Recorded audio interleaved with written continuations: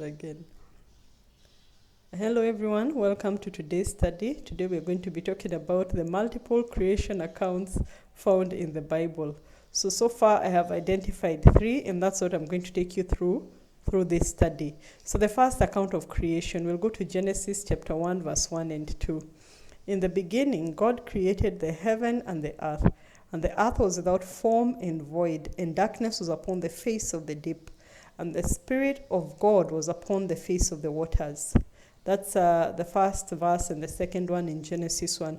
So the first thing we see here is that God created the heaven and the earth, which tells us that God is the one who created everything. So when we see God as a creator, we want to find out what kind of creator is he. And the entire chapter 1 tells us what kind of creator God is. There are many things to note in the process through which a world is created. One of the first ones is the order in which God works out his creation.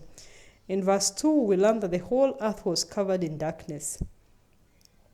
First, the Lord created light. Then he separated the light from the darkness so that there can be a distinction between day and night. It's like the next logical step. When there is darkness, we switch on the lights. So God created light. There was darkness, he created light.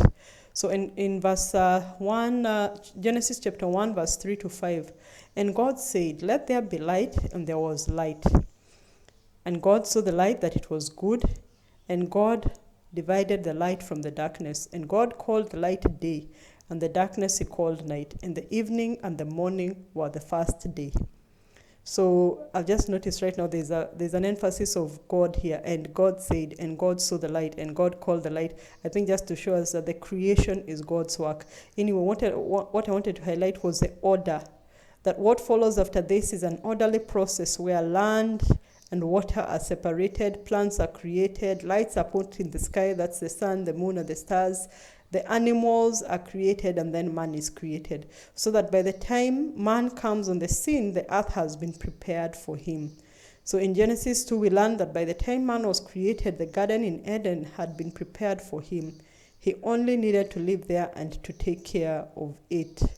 So let's dissect the first account of creation. That was just basically like an introduction. Now, the first account of creation is found in Genesis 1, verse 1. It says, "In the beginning, God created the heaven and the earth." Note that this is a complete sentence. Let me just show you from the Bible. This is a complete sentence and with a full stop at the end, yeah?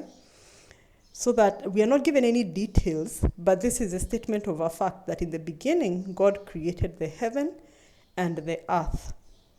So the next sentence may indicate that the creation spoken about in this first sentence is not the one described from verse 3 onwards.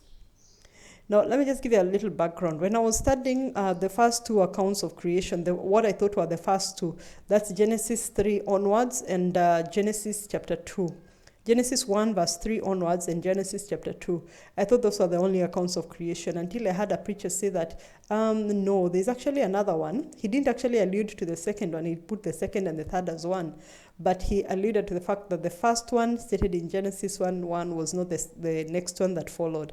So Genesis 1 verse 2, "And the earth was without form and void, and darkness was upon the face of the deep. And the Spirit of God moved upon the face of the waters." So as usual, when we dissect scripture, we look at the original word that was used in Hebrew. So the first part of the verse above is of particular interest in this discussion. So we need to dissect it, especially these words that I have put in bold over here. That's "was without form and void." We start with the word "was." The word "was," let me just go here and put the reference. Genesis 1:2, and then I put the King James so that we do the references together. Here it is, H1961. The word "was" is translated from the Hebrew word "haya" or "hoyo." I think that's how they pronounce it, "hoyo." And then it means to exist, that is, be or become, come to pass. Because that one, it doesn't necessarily mean that it means it was without form, but became. It became without voice. It became without form and void, yeah? So when we go to without form, what is without form translated from? That's 8414. This one is called tohu. They pronounce it as tohu. From an unused root meaning to lie waste, a desolation.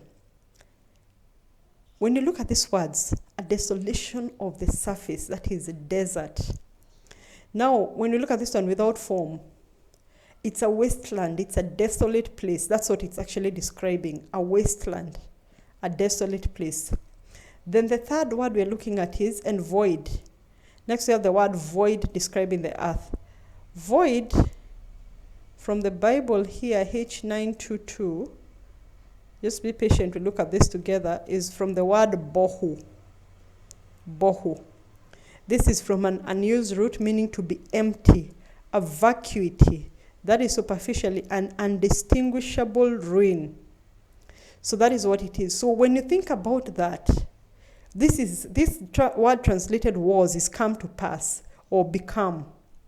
Then this one without form is desolate, a wasteland, a desolate place. And void is an undistinguishable ruin, a vacuity, an empty place. So that you now understand that when we first read Genesis 1:1, which says, in the beginning God created the heaven and the earth, this verse, Genesis 1 verse 2, the first part of it reads, but the earth became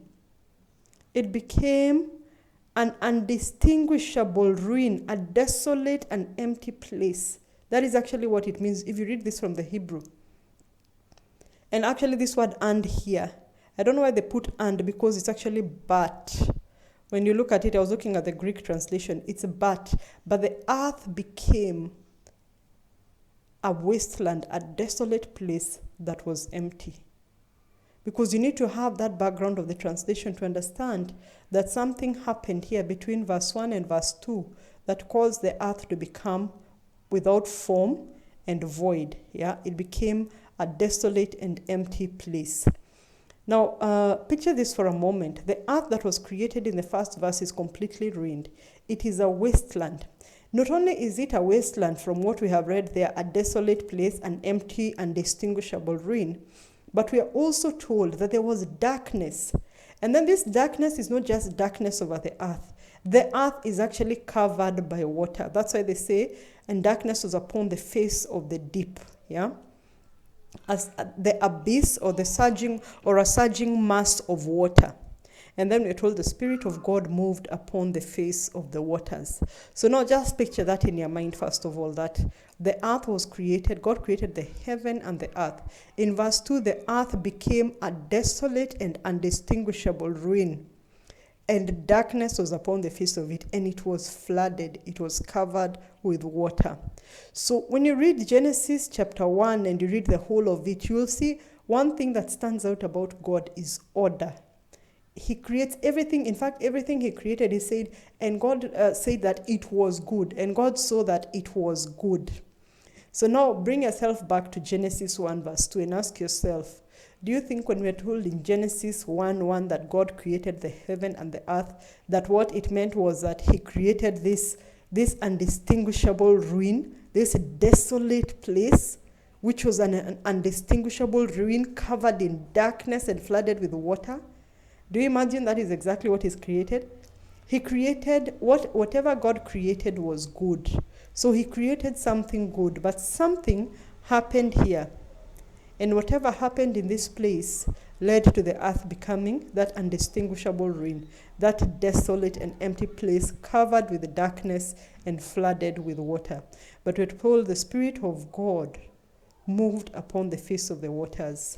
This moved is like brood, yeah, to brood over or to be relaxed, almost like bringing a calming or comforting effect upon the earth after whatever it is had happened. So as usual, I'm seeing already on the 9-minute mark, telling me that we'll need to continue in another video. So please let's continue together. God bless you.